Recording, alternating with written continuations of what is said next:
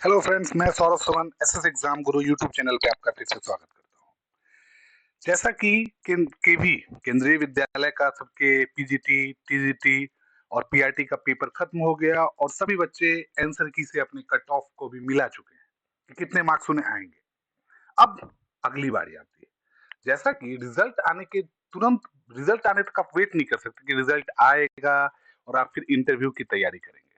आपको आपका आंसर की भी दिख चुका है और आपको आपके पेपर में सॉल्व किए हुए क्वेश्चंस के आंसर्स भी पता है। तो अब हम इंटरव्यू की तरफ चलेंगे। इंटरव्यू एक सबसे ज्यादा जरूरी चीज है एक आदमी के पर्सनालिटी को देखने और जज करने के लिए। तो हम आज इंटरव्यूज में ये फर्स्ट पार्ट बना रहे हैं कि केंद्रीय विद्यालय के इंटरव्यू टिप्स में क्या क्या आपको करना चाहिए और क्या क्या आपको नहीं करना चाहिए। क्वेश्चंस और आंसर्स राउंड बाद में आएंगे कि आपके किस सवाल को ज्यादातर पूछा जा सकता है और जो सवाल कॉमन होता है आपके सब्जेक्ट से कौन सा सवाल पूछा जाएगा, इसका 100% विश्लेषण संभव नहीं है। तो हम यहाँ पे आपको कुछ ऐसे पॉइंट्स बताएंगे जो आपको करना है और कुछ ऐसे पॉइंट्स है जो आपको इंटरव्यू में नहीं करना है। तो चलिए हम शुरुआत करते हैं इंटरव्यू प्रिपरेशन टिप्स केंद्रीय विद्यालय केवीएस के तीनों पार्ट टीजीटी, पीजीटी और पीआरटी के लिए। अब आपको क्या क्या करने हैं इंटरव्यू के लिए, इसकी शुरुआत करते हैं। Practice for the interview. अब ये प्रैक्टिस फॉर द इंटरव्यू का मतलब क्या होता है? देखिए, हम सभी अगर पहली बार इंटरव्यू में जा रहे हैं या दूसरी बार इंटरव्यू में जा रहे हैं तो हम लोगों को मॉक टेस्ट जैसे आप देते हो, आप पेपर की तैयारी करते हो तो टेस्ट देते हो और आप अपने आप को जज करते हो कि आपका टाइमिंग क्या है, आप कितने क्वेश्चन सही किए हो, आपने सॉल्व किया है कि नहीं। तो इसी तरह इंटरव्यू के लिए आपको खुद को जज करना पड़ेगा कि आपकी बॉडी लैंग्वेज कैसी है, आप शेक करते हो कि नहीं, आप शिवर करते हो कि नहीं। तो इसके लिए एक सबसे अच्छा एग्जाम्पल है कि आप अपने मिरर के सामने खुद को खड़े करो और खुद से सवाल पूछो और खुद से बोलो। और इसका सबसे अच्छा एग्जाम्पल है कि जो सबसे कॉमन क्वेश्चन होता है, जैसे कि आप इंटरव्यू में जाते हैं, एक सबसे कॉमन क्वेश्चन होता है कि आप अपने बारे में बताइए, टेल अबाउट योर सेल्फ। कि आप बारे में पूरी की पूरी जानकारी 2 से 3 लोगों की जो पैनल है जिसमें जेंट्स और लेडीज दोनों रहेंगे उनको बतानी है। तो ये चीज सबसे कॉमन है और इसकी तैयारी आप सबसे अच्छे तरीके से करोगे क्योंकि first impression is the last impression. ये एक बहुत जरूरी है कि आप अपने बारे में अच्छे से बता पाते हो या नहीं, क्योंकि एक साइकोलॉजिकल चीज सोच के देखिए कि किसी सवाल अगर मैं आपसे कोई सब्जेक्ट का सवाल पूछ सकता हूं और वो आप नहीं भी बता सकते हो, बता भी सकते हो। इससे ज्यादा जजमेंट जरूरी है कि आपको आपके बारे में जज बताने का तरीका कैसे है। आप खुद अपने आप को अच्छे से इलेबोरेट कर पाते हो कि नहीं खुद के बारे में। सवाल, सब्जेक्ट, ये सब चीज पे बाद में जाएंगे। तो इंटरव्यू क्लियर जो आपकी प्रैक्टिस होगी वो मिरर में देख के आप जब करोगे तो आपको लगे, खुद को आप जज कर पाओगे कि आप कहाँ पे आपकी गलती हो रही है बोलने में। और प्रैक्टिस फॉर द इंटरव्यू का मतलब ही यही है।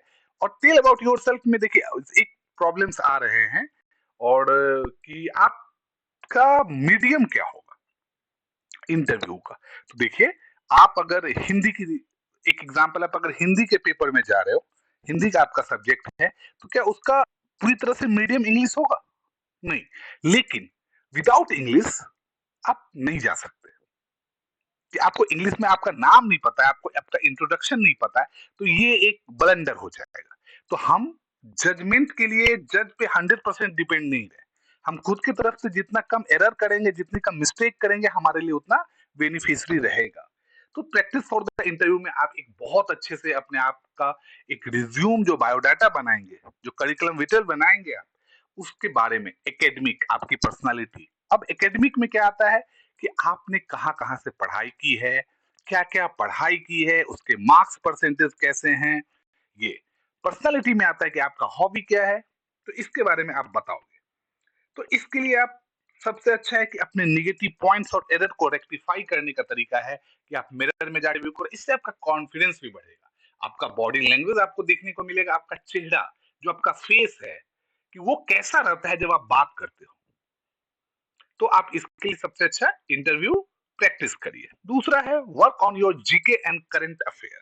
देखिए, अब बहुत अच्छा आप सब्जेक्ट में, मैं एक एग्जांपल के साथ चलता हूं कि आपको कॉमर्स का बहुत अच्छा नॉलेज है, लेकिन अगर आपको भारत के राष्ट्रपति के बारे में नहीं पता, अब जिस स्टेट में है उस स्टेट के बारे में नहीं पता, तो फिर ये आप ये इंटरव्यू में गलत चला जाएगा।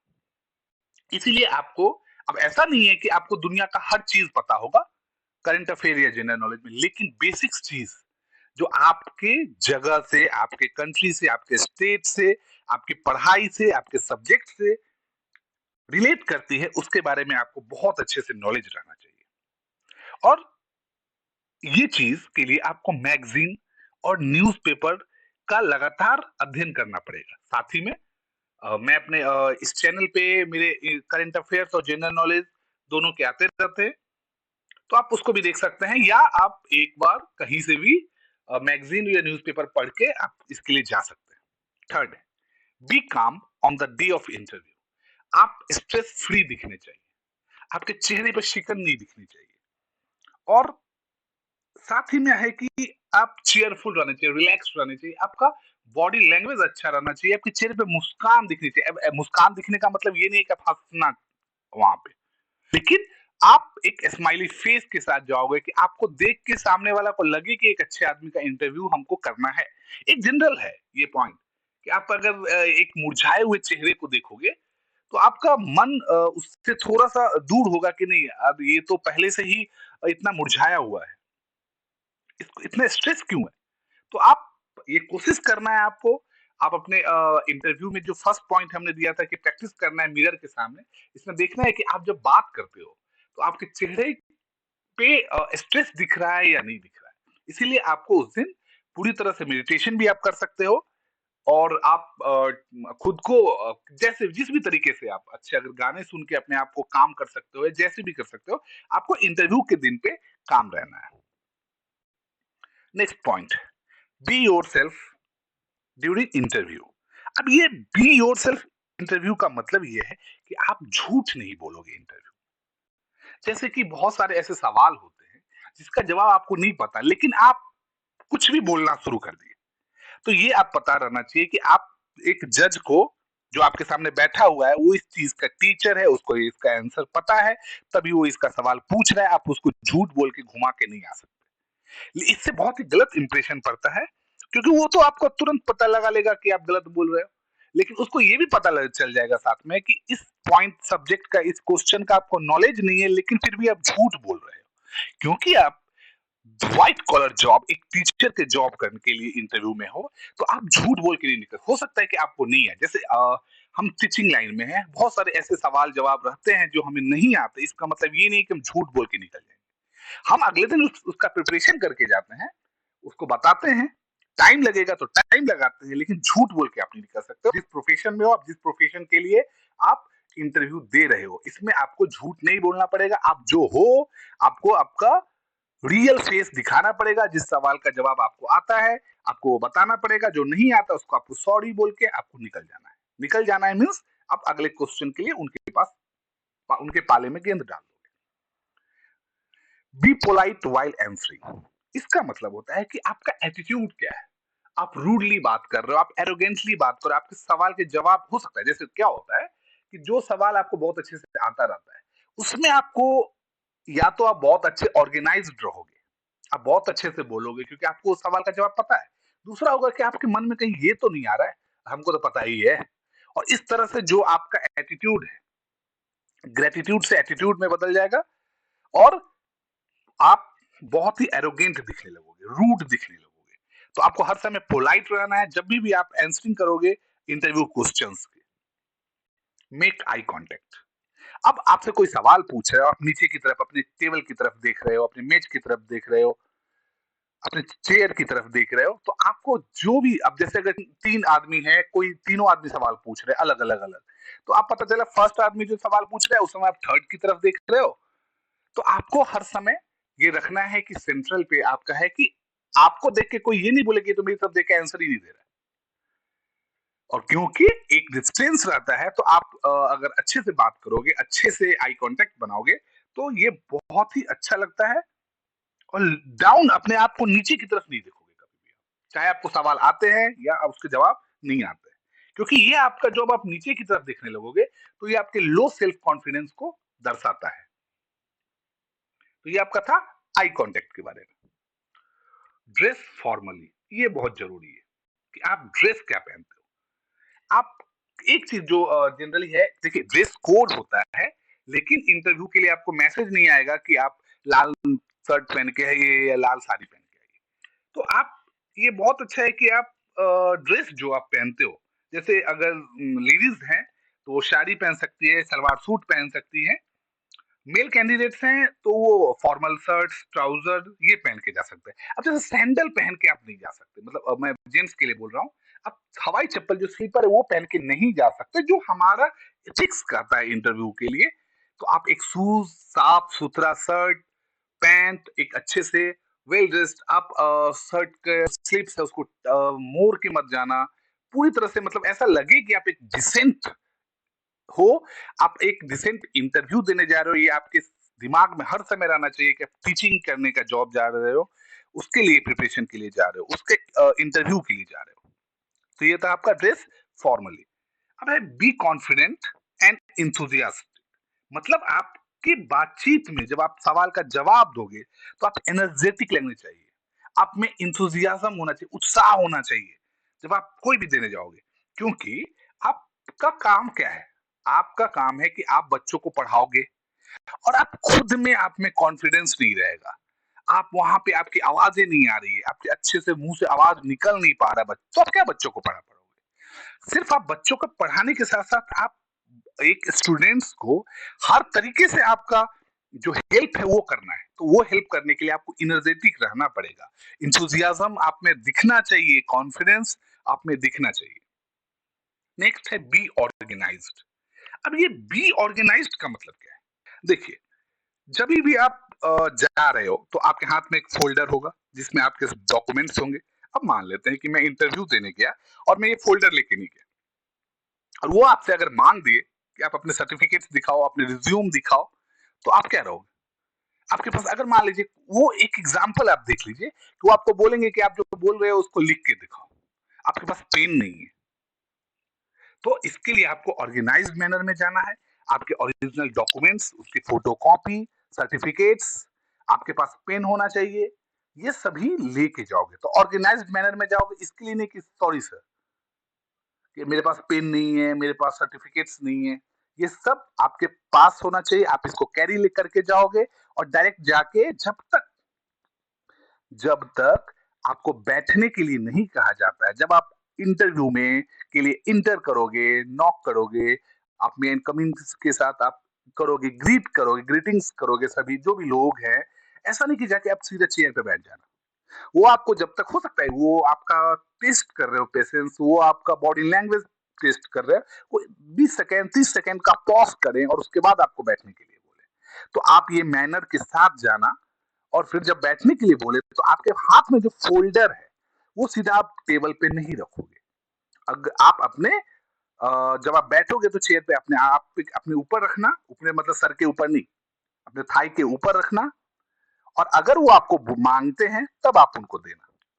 तो ये ऑर्गेनाइज मैनर में आपको रहना पड़ेगा। Elaborate your answer with example, ये बहुत जरूरी है कि आप जैसे कोई चीज बता रहे हो, तो आप जब कोई सवाल का जवाब बता रहे हो, क्योंकि आप टीचर हो, एक टीचिंग करने का जॉब के लिए जा रहे हो, तो आपको बच्चों को सीधा बता देना है कि नहीं ये आंसर है। तो इसका अगर आप एग्जाम्पल के साथ बताओगे तो बच्चे जल्दी समझते हैं। ये आप एज ए टीचिंग प्रोफेशन, आप क्योंकि आप जब जा रहे हो तो आप बीएड कंप्लीट करके जा रहे हो, एमएड कंप्लीट करके जा रहे हो, सीटेट निकाल के जा रहे हो इस इंटरव्यू के वीक में देने के लिए, मतलब आपने टीचिंग के लिए ही अप्लाई किया है। तो आपको किसी भी सवाल का जवाब विथ एग्जाम्पल आपको देना बहुत जरूरी है।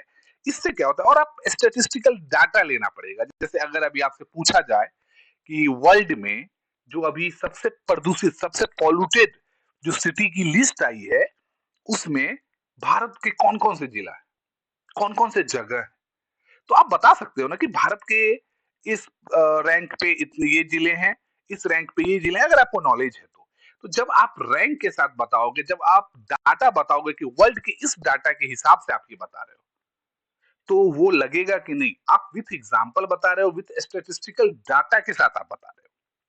तो ये सब जो पॉइंट्स थे वो सब आपको करने हैं। आप एक बार मेंशन कर लेना खुद में, ये आप पॉइंट सोच लेना कि आपने ये किया है क्या प्रिपरेशन से पहले। अबे कौन-कौन सा चीज़ आपको नहीं करना है।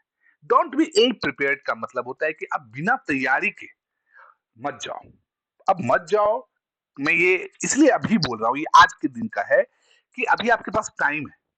तो आज अगर आप ये चीज देख रहे हो, मतलब आप अगर इल प्रिपेयर्ड हो, आपकी तैयारी नहीं हुई, तो आप ये कोशिश करो कि आपकी तैयारी कंप्लीट हो, आपकी तैयारी पूरी करो, और तब आप इंटरव्यू के लिए तैयार हो। तो आज के दिन से आपका काउंटडाउन शुरू है, और आपको सब कुछ जानना पड़ेगा। जैसे आप केवी के इंटरव्यू में जा रहे हो, अगर आपसे केवी के बारे में पूछा जाए कि केवी है क्या, ये केंद्रीय विद्यालय का संगठन क्या है, इसकी स्थापना कब हुई थी, ये कहाँ कहाँ फैला हुआ है, इसका नेटवर्क क्या है, और आपको इसके बारे में कुछ भी नहीं पता। एजुकेशन, नेशनल एजुकेशन पॉलिसी क्या आई है, उस वो क्या है, जो बेसिक्स नॉलेज एक टीचर्स का होता है, अगर आपको वो भी नहीं पता, तो इसको इल प्रिपेयर्ड करते हैं। इल प्रिपेयर्ड का मतलब ये नहीं है कि हो सकता है कि आप कॉमर्स से हो, साइंस से हो, मैथ से हो, कोई एक सवाल आपको नहीं आ रहा है। इल प्रिपेयर्ड का मतलब होता है कि जिस बेसिक्स, जिस एथिक्स, जिस टीचिंग लाइन के लिए आप जा रहे हो, उसके बेसिक्स को आपको जानना पड़ेगा कि एक टीचर्स का बेसिक्स क्या होता है, और जिस चीज की प्रिपरेशन के लिए आप इंटरव्यू के लिए जा रहे हो, उसके बारे में आपको, उसके बेसिक्स के बारे में पता लगाना पड़ेगा कि ये केंद्रीय विद्यालय का संगठन क्या है, इसकी हिस्ट्री क्या है। तो थोड़ा आपको उसका रिसर्च करना पड़ेगा, कुछ करंट अफेयर के बारे में आपको जानना पड़ेगा। सेकेंड है डोंट बी लेट। ये तो बहुत ही इजी है कि कहीं भी आप जाओ तो किसी भी चीज लेट नहीं होना चाहिए, क्योंकि एक लेट होने से आपके पूरे इंटरव्यू पे असर पड़ता है। मान लेते हैं कि 10:25 में आपका इंटरव्यू, अब 10:24 में उस जगह पे पहुंचे। इंटरव्यूअर को ये नहीं पता है कि आप 10:24 में आए हो, आप तो 10:25 में मान लेते इंटर कर गए, लेकिन खुद जिस डायलेमा में आए हो कि आप इंटरव्यू में 10:25 को पहुंच पाओगे या नहीं पहुंच पाओगे नहीं, तो आपकी पूरी प्रिपरेशन धरी की धरी रह जाएगी, आपका कॉन्फिडेंस लो हो जाएगा, आपके नर्व सिस्टम काम करने बंद हो जाएंगे। तो इसीलिए आप लेट नहीं रहो, आप ये हर समय कोशिश करो कि आप बहुत पहले पहुंचो, वहां की जो जगह है उसके सराउंडिंग से आप फैमिलियर हो जाओ, आप रिलैक्स कर लो, आप मेडिटेशन कर लो, आप खुद को इनर्जाइज कर लो, तो आपको थोड़ा पहले पहुंचना पड़ेगा। Don't sit down until you are asked. ये मैंने आपको इससे पहले 10 में बताया था कि जब तक वो आपको बोल बैठने के लिए नहीं बोलते हैं, तो आप जाके सीधा चेयर पे जाके बैठ मत जाना। थोड़ा सा उनको ये लगेगा कि डिसरिस्पेक्ट है, इसीलिए आप थोड़ा सा इसमें patient banana. Don't be nervous, ये सबसे ज्यादा जरूरी है। जब हम नर्वस होते हैं तो आपको देखना कि आपके माथे पे, आपके सर पे से पसीने की बूंदे आने लगेगी, आप शिवर करने लगोगे, आपके हाथ कांपने लगेंगे, और कभी कभी क्या होता है कि आपके लेग जो है सो थोड़े से मतलब स्विंग करने लगते हैं। तो ये सबसे आप बचना। आप अपने बार बार बाल बनाना, बाल पे हाथ डालना, शर्ट और को एडजस्ट करने की कोशिश मत करना, ये दिखाता है कि आप नर्वस हो। नेक्स्ट है डोंट च्यू और मंच। अब इसका मतलब ये नहीं है कि आप च्युइंगम खा के जा रहे हो, ये सब चीज तो आप नहीं करना। साथ में एक चीज और है कि आप बातचीत कर रहे हो सकता है बहुत सारे लोगों की आदत होती है मुंह चलाने की, तो ऐसा लग रहा है कि आप, हो सकता है आप च्युइंगम नहीं खा रहे हो, कुछ खा नहीं रहे हो, लेकिन वो डिसरिस्पेक्ट दिखाएगा। तो इस और उसका एक बॉडी लैंग्वेज जो शो होता है कि आप सामने वाले का रिस्पेक्ट नहीं कर रहे हो, आप सामने वाले को बहुत सीरियस नहीं ले रहे हो, तो कोई भी चीज आप नहीं करोगे। Don't give one word answer. जैसे कोई भी चीज सवाल आपसे पूछा जा रहा है, तो यस और नो, इससे आप बचो, क्योंकि यस और नो में उनको जज करने में बहुत दिक्कत होती है। लेकिन उसी के साथ आप उसका डाट मतलब थोड़ा सा इलेबोरेट करके आप आंसर देते हो यस के साथ ही। आपसे पूछा जाएगा कि भारत के प्रथम प्रधानमंत्री पंडित जवाहरलाल नेहरू थे, यस, नो, यस थे, लेकिन कब बने, तो थोड़ा क्योंकि आप एज ए टीचर हो, अगर वो आपको खुद ही बोल देंगे ओके, तो वो वन वर्ड, वो आपको ऑब्जेक्टिव टाइप क्वेश्चन तो नहीं दे रहे। ये बात का हर समय ध्यान रखना। वो 4 ऑप्शन के साथ तो आंसर क्वेश्चन नहीं पूछ रहे हैं, क्योंकि उसके लिए तो आपका पहला टेस्ट हो चुका है। वो तो आपसे इंटरव्यू का मतलब ही होता है कि आप डिटेल चीज उनको बताओ, जब तक वो सेटिस्फाइड नहीं होते हैं। तो इसीलिए वहां पे आप हर समय सोच रहे हो कि वन लाइनर क्वेश्चन नहीं है, तो वन लाइनर जवाब भी नहीं होना चाहिए। Don't be impatient. ये भी अच्छा है कि आपसे सवाल पूछा जा रहा है, आप थोड़ा हड़बड़ी में हो। आप सीधा मतलब बोलना शुरू कर दिए कि नहीं, नहीं, नहीं ऐसा नहीं होगा। पैनिक नहीं करना है आपको। हो सकता है कि आप जिस भाव के साथ गए हो, जिस होप के साथ गए, वो वहाँ पे नहीं हो पा रहा है, तो आपको घबराना नहीं है, पैनिक नहीं करना है। तो इसी के लिए बोला गया था कि आपको धैर्य, पेशेंस आपको खोना नहीं है। डोंट लाई, झूठ नहीं बोलना। ये भी है कि आप किसी क्वेश्चंस को आप झूठ बोल के बता रहे हो। आप अपने बारे में ही जैसे बहुत सारे अपने रिज्यूम पे लिख देते हैं कि वो न्यूज़पेपर पढ़ते हैं। अपने हॉबी में रीडिंग न्यूज़पेपर, और उनसे जब कोई सवाल पूछा जाता है कि कल का न्यूज़पेपर का हेडलाइंस क्या है, तो उनको पता ही नहीं है। अब अगर आपका हॉबी है न्यूज़पेपर पढ़ना, तो इसका मतलब है कि मैं ये अगर एज़ ए इंटरव्यूअर मैं ये समझ सकता हूँ कि आपने आज कल परसों के इंटरव्यू पे न्यूज़पेपर पढ़ाई की है, उसको पढ़ा है, एक झलक देखा है, फर्स्ट पेज को तो एटलीस्ट देखा है।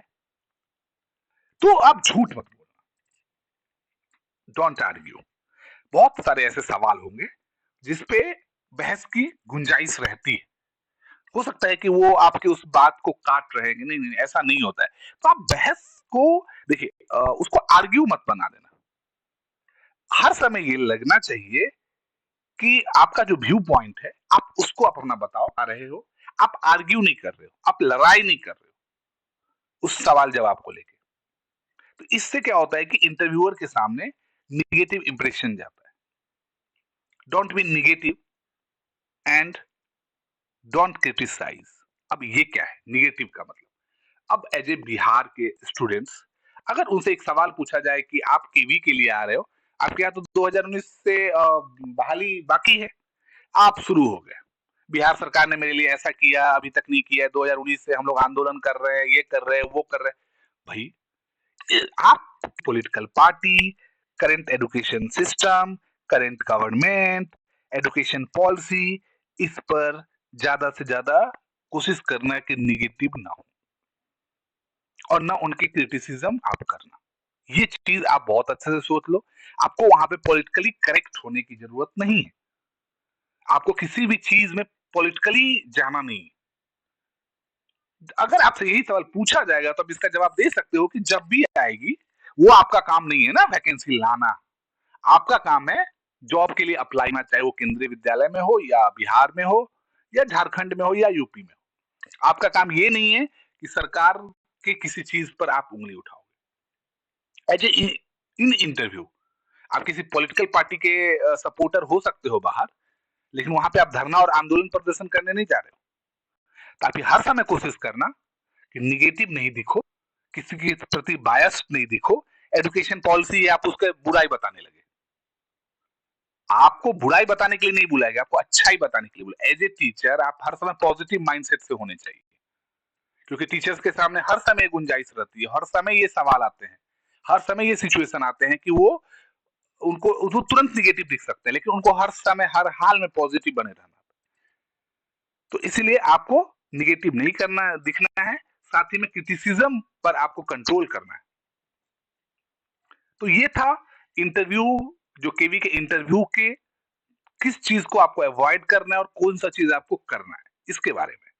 नेक्स्ट में हम लेके आएंगे कुछ ऐसे सवाल जो बेसिक सवाल हैं, जिनके आने के चांसेस रहते हैं, जो पूछे जाते हैं जनरली। तो हम वो लेके आएंगे। देखिए 100% को ये बोल दे यही सवाल पूछे जाएंगे, ये संभव नहीं। एक दो क्वेश्चन ऐसा है जिसको देख के बोला जाता है कि नहीं ये सब चीज आते हैं, लेकिन 100% किसी भी चीज की गारंटी नहीं है। लेकिन आपका कॉन्फिडेंस, आपकी तैयारी आपको इंटरव्यू में सक्सेस करेगी, और हम आपके साथ लगातार जुड़े रहेंगे और आपके लिए हर समय इंटरव्यू टिप्स, पॉइंट्स, कुछ बेसिक सवाल लेके आएंगे। चलिए हमारे साथ आप ऐसे ही जुड़े रहिए। बहुत बहुत धन्यवाद।